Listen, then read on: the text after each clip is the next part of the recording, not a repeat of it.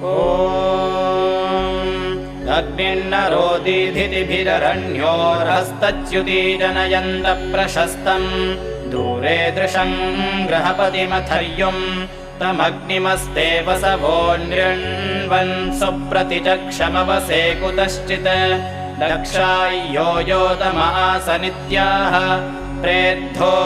अग्ने दीदिः पुरो नोजस्रया सूर्म्याय विष्ठा त्वां शश्वन्त उपयन्ति वाजाः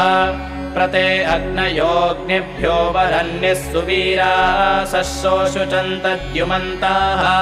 यत्रा नरः समासते सुजाताः दानो